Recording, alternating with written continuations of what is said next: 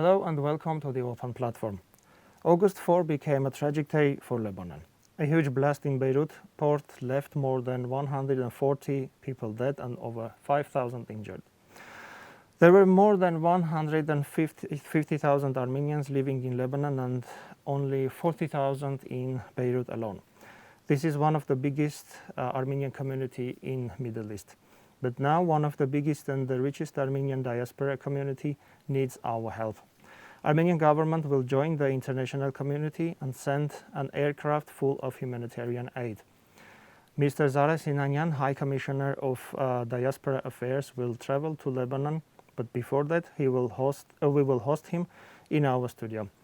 We will also talk about some reactions from diaspora on the events in Armenian border. Mr. Sinanyan, welcome and thank you for joining us before your travel to Lebanon. Thank you. It's good to be here. What will be delivered in the framework of humanitarian aid from the people of Armenia? In the next 5 days, there will take place 3 separate flights from Yerevan to Beirut, each one carrying humanitarian aid. On the first flight, we intend to carry medical supplies, medicine and other supplies that are necessary for taking care of those that are wounded in Beirut, and there are many people, as you know, that are impacted by this horrible explosion. And in the subsequent flights, we intend to carry food products and any other material that the Lebanese government has requested from us. And what can you tell about the latest news at this moment when we are talking from the Armenian community of Lebanon? As you know, our community has been a very important, vibrant part of the Lebanese population. And Lebanon has for decades been the capital of the Armenian diaspora, at least until the 70s that was the case.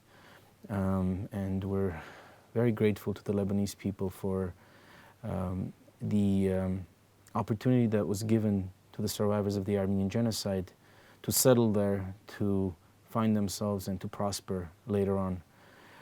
Currently, as you may have heard, we have 11 confirmed fatalities from the Armenian community.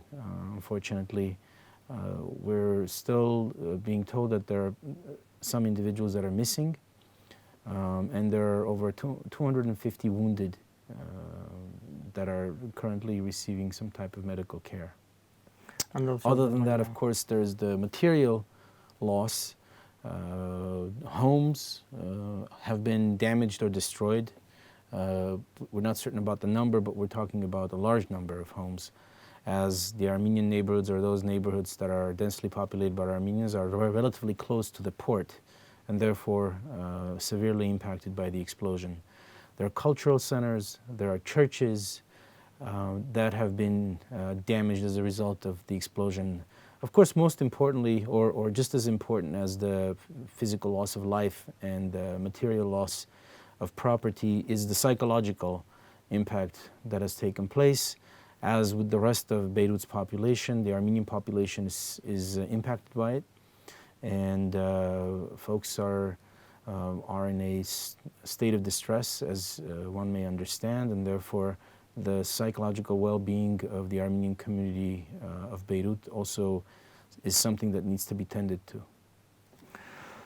Okay, as the body who is responsible for the coordination and relations with diaspora, what can you tell about the reactions from Armenian global diaspora on the Lebanese events? As with the July military activity on the Tavush border, there is an outpouring of support from throughout the diaspora and the Republic and Armenian Artsakh, of course. Outpouring of support and genuine intent and readiness to support our brethren and sisters in Beirut in material terms and otherwise. Folks are donating, they're looking for ways to donate, they're looking for the right means and mechanisms through which they can be helpful. In Armenia itself, there's an outpouring of folks offering aid, offering lodging for those from Lebanon who'd like to find refuge in Armenia. There's an offering from resorts to host children from Lebanon for the time being so that their families can recover and their homes can be repaired. So generally, there is great outpouring of support from throughout the Armenian world. And it's not surprising because this is really an opportunity for us to show that no matter where Armenians live, our nation stands by them and is ready to support them. You talked about the settling Lebanese Armenians in Armenia. There were reports that some Armenians from Lebanon wished to come to Armenia and live here after and before these tragic events. And some member of parliaments and some users in social media urged the government to organize special flights. What can you tell about these initiatives and these announcements? Yes, indeed, there's a lot of chatter out there. There's a lot of information, unconfirmed, confirmed, that indicates that there's a lot of desire or willingness to move or repatriate to Armenia. One of the purposes of my visit to Beirut and Lebanon in general is to truly gauge the extent to which our compatriots there have the desire to come to Armenia. It's not a matter of simply chartering planes and making sure folks that want to come to Armenia get here. That's the minimum that needs to be done, and the government can do that easily. It's not a huge burden that the government is somehow unwilling to take on. The question is, truly, what are the numbers? What are the intentions? What should we gear up for? What is it that the Armenian government should provide, and on what scale, in order to facilitate anyone that does want to repatriate to Armenia?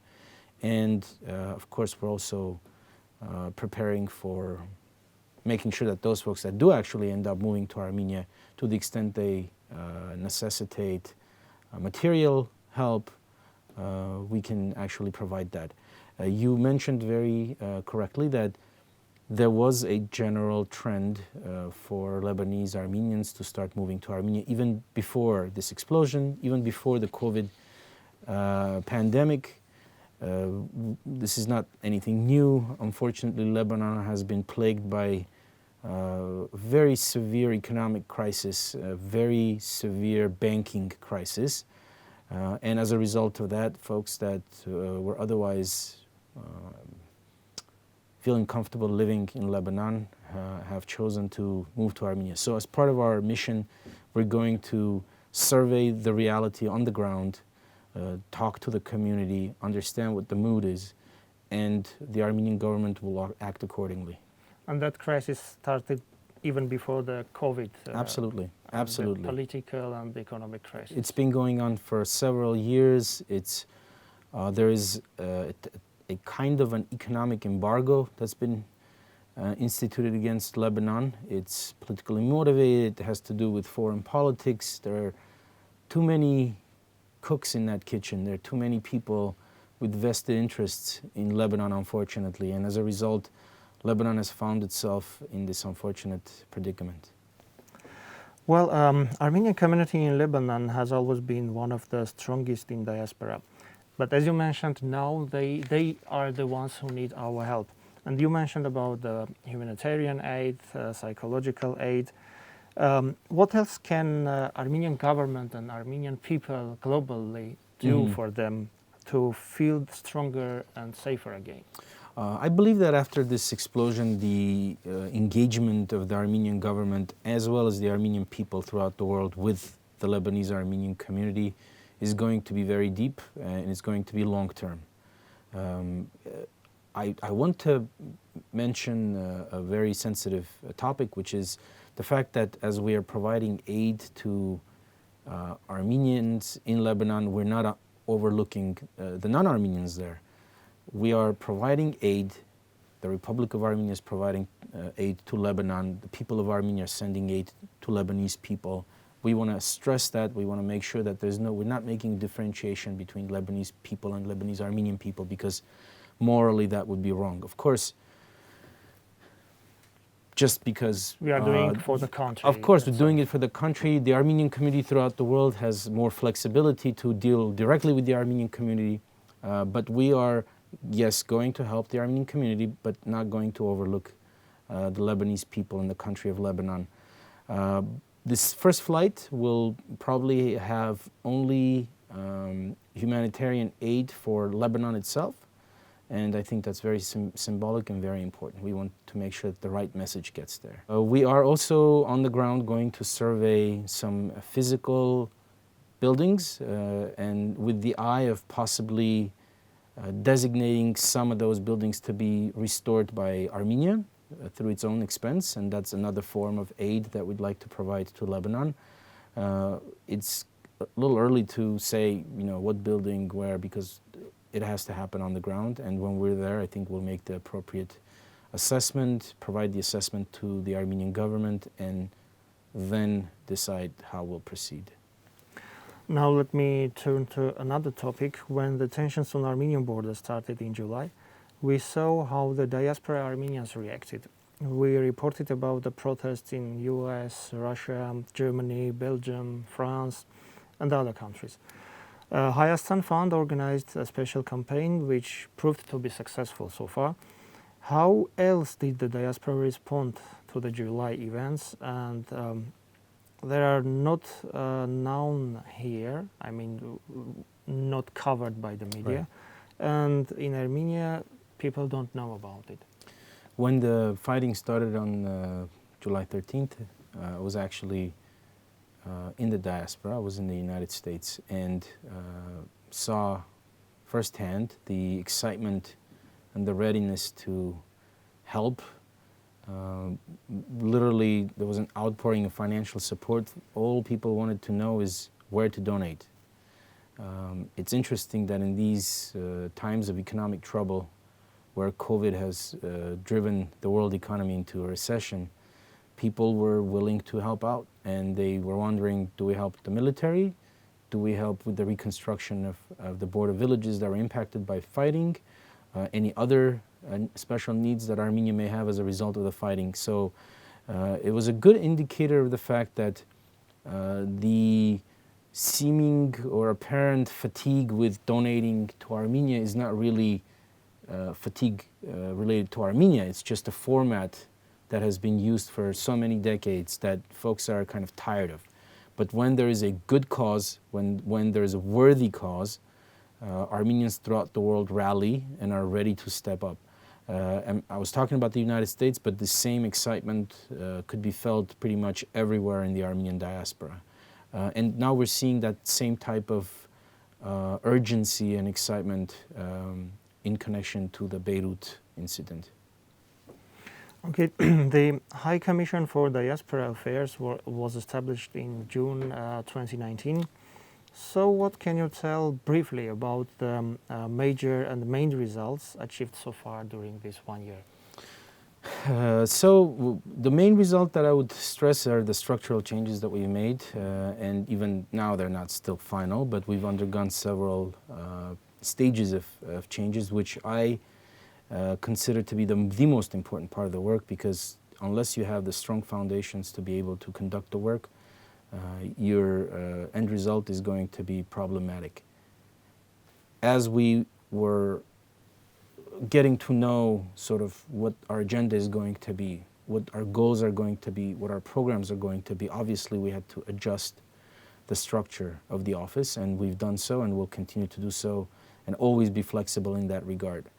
Of course, the COVID pandemic shifted to some extent our plans for this year. Shifted really greatly. Our plans for this year. It's a very strange time. Probably for the first time in the last 25 years, Armenia is physically cut off from its diaspora, which is a very strange feeling, both for us in Armenia and those of our compatriots that are in the diaspora. But that also led us to readjust with our plans. For example, this year we had to cancel our summer programs, the Kayl program, the Leadership Academy. We had planned 3 major conferences in the fall, right before the Independence Day celebrations, and we had to cancel those conferences. But we've moved forward with some very important plans and have added additional ones in the last year and even after COVID. So last year we implemented, along with the Ministry of IT Industry, implemented the Nerush program for the second year, and it was a very successful program. We have started the mapping of the Diaspora project, which is a major strategic project for the Republic of Armenia. We're creating a database of the Armenian human capital. Yeah. All those individuals that represent potential, intellectual, cultural, technical, scientific, you name it. We intend to create a database that's going to cover everyone. And that database will be a living database, meaning that it'll be always updated and will be at the disposal of the Republic of Armenia so that we know who we are. We know what possibilities we have. We always talk as a people, we always make announcements saying we don't have oil, we don't have gold, we don't have natural resources, but we have our people. We have a huge population in and outside of Armenia, a lot more outside of Armenia, that has basically all kinds of potential, but we don't know where they are. We don't know how to get in touch with them. We haven't systemically created a way to effectively communicate with them when the time comes, when we need to do so. So that's going to happen. That program is being currently implemented. We instituted a new program, a first ever Armenian government fellowship program called Igorts, to work. Mm-hmm. And as part of that program, we've invited 100 diasporan professionals, and we had to set some kind of a subjective standard, and we chose that standard to be professionals with at least master's degrees from the best colleges in the world. And we're inviting those 100 professionals to come and for 1 year work for the Armenian government. It's a great program. We had great feedback from the Armenian government. We received from all the ministries about 85 requests for individuals. Then we expanded the program for 20 to 100 because when we announced the competition for 20 spots, we received over 800 applications. So we expanded the program to 100 people, and as a result, we're going to have that number of professionals join the government starting September 1st.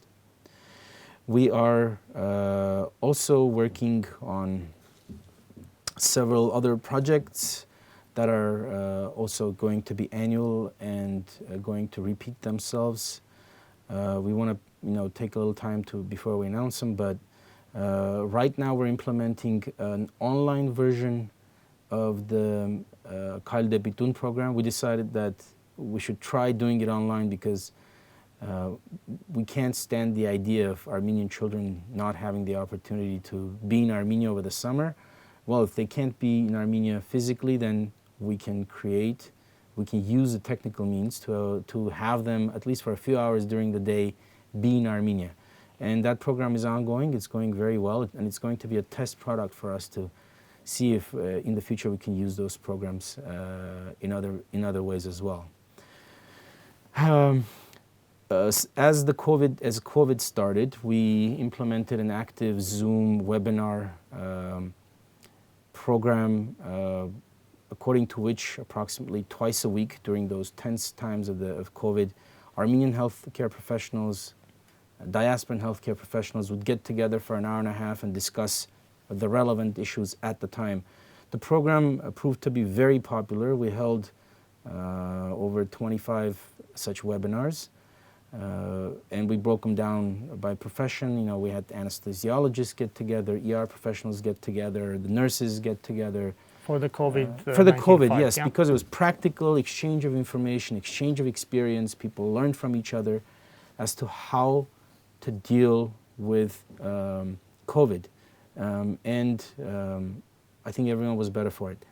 Of course, we also participated in bringing the French medical teams. We participated in the form of finding the funding for those programs. Our Armenian government did not pay anything for any expenses associated with the French doctors, the 2 French doctor teams that came to Armenia, despite what some of the yellow mass media wrote.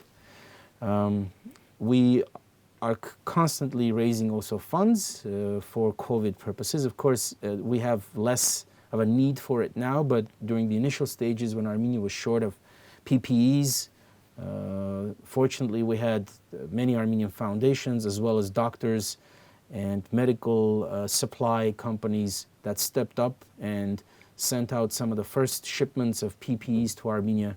Fortunately, all of that is now on a systemic basis, and we don't have to rely on any kind of help with that.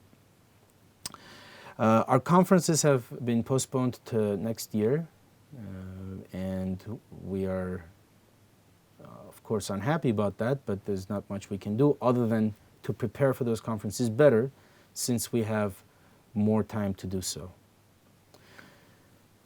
Of course, we are working on the issue of repatriation. We can't avoid this issue. It's a national strategy, part of Armenia's national security strategy. Armenia has to have a large population. In order to survive in this very tough neighborhood where we live, we have to have, we've kind of set an arbitrary goal of 5 million by the year 2050. So that's our goal. It's an achievable goal. It's just a matter of having the political will, creating the infrastructure, and implementing a responsible, conscious repatriation program, one that other countries have also implemented and done so successfully, especially Israel and Ireland. We're using a lot of the models that they've used, and we intend to implement those in short order. One of those projects that are closely related to repatriation is the creation of the Integration Office.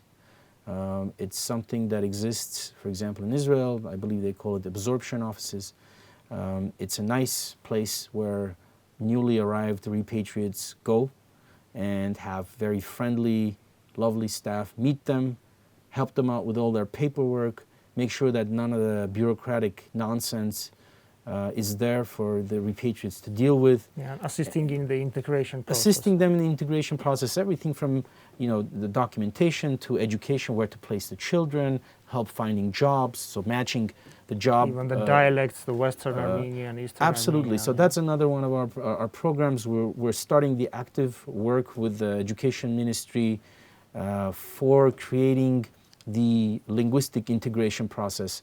We have a very interesting situation where a lot of the newer generation from countries like, for example, Russia or France, children don't speak Armenian.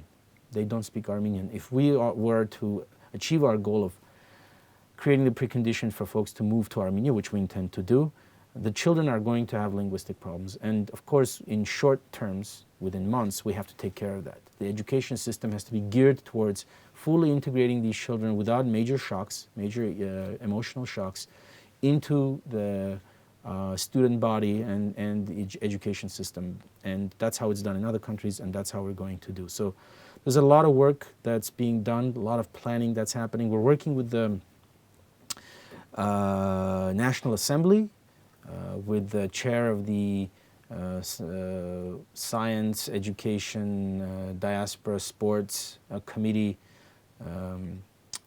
Mkhitar Hayrapetyan, and Vagar Shakakopyan on the repatriation law. We're creating a law that's going to announce the absolute right of any Armenian to come and live in their homeland, and is going to provide for certain social, educational, cultural packages in order for repatriates to easily adjust to life in Armenia. So on many vectors this work is happening.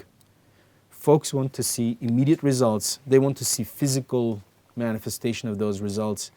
And of course, who doesn't? But you have to, this is the work that needs, yes, this is the invisible work that is being done, laying of the foundations, creating the infrastructure, which is the precondition for having those physical manifestations of the successes of the work. Mr. Sinanyan, thank you very much for your time. Thank you for the opportunity. This is the open platform of public television of Armenia, and I was talking to Mr. Zareh Sinanyan, High Commissioner of Armenia for Diaspora Affairs. Thank you for watching us.